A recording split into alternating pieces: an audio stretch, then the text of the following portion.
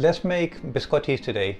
If you like a good cup of coffee like I do, then you'll know there's nothing like having a nice biscotti to go alongside your coffee, and there's nothing like having a homemade biscotti. So let's get started with that today. Okay, to start with, what we're going to do is, I've got like my bowl ready, I've got a sieve ready, also I've turned the oven on so everything's preheating. As always, the ingredients are going to be in the description. We're going to start by first putting in all the flour in, then the baking powder, and then a couple of pinches of salt in here, and then just sieve this. By the way, so we're making almond biscotti today, but when I'm normally making biscotti, I try to make like a couple of different flavors. So in the description, I'm also going to leave instructions on how to make lemon and poppy seed biscottis. It's exactly the same method, just some ingredients change. Okay, now on top of that, I'm just going to one by one add all of the ingredients.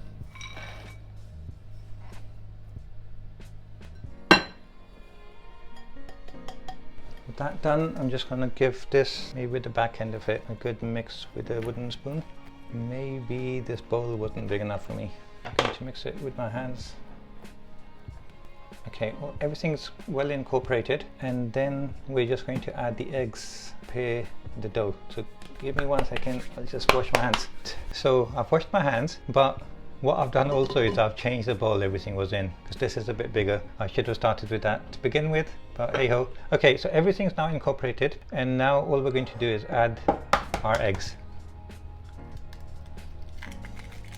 A good chef will tell you to always break your eggs in an empty bowl before you add it. But okay, so to incorporate this, I'm just going to start with a wooden spoon. Mix it, mix it, mix it.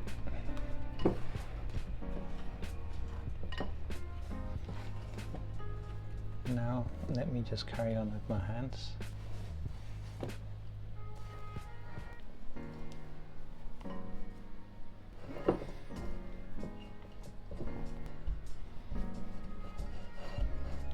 Okay, give me a second now just to wash my hands. Alright, so normally what we do is we would tip this over on a floured surface to make a log, but because my bowl was quite a good size, I've actually just created this log as I was kneading everything. So let me get the baking sheet and we can put this straight in there.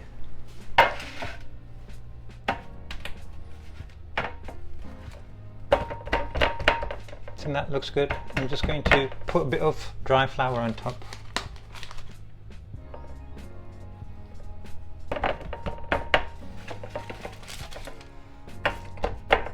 And I think on this side I might just sprinkle a bit of sugar on top. I think that'll be good. Give me 1 second.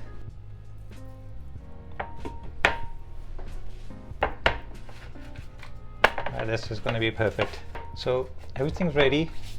The oven's ready. I'm going to put this in the oven and I'll see you shortly. The log that we created has been in the oven for half an hour now. I'm going to get it out and show it to you, and then we're going to just let it cool down completely for maybe another half an hour. Looking good.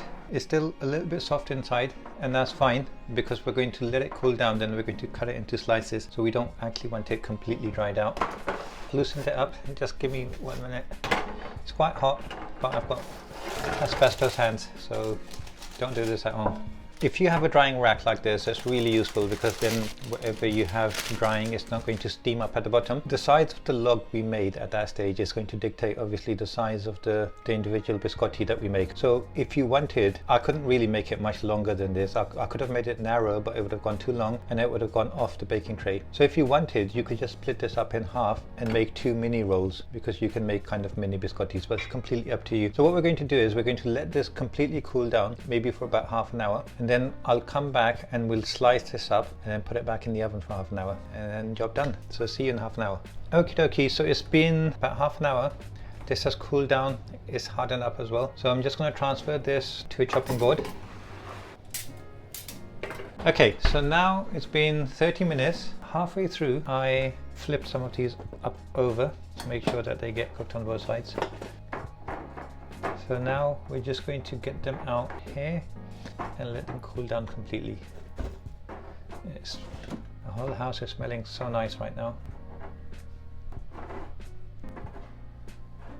the liquid has kind of all dried out inside, so they're basically quite crispy now, but as they dry it's going to get more hard and crispy, how a good biscotti should be. So yeah, everything's done. So guys, do have a go, let me know what you think.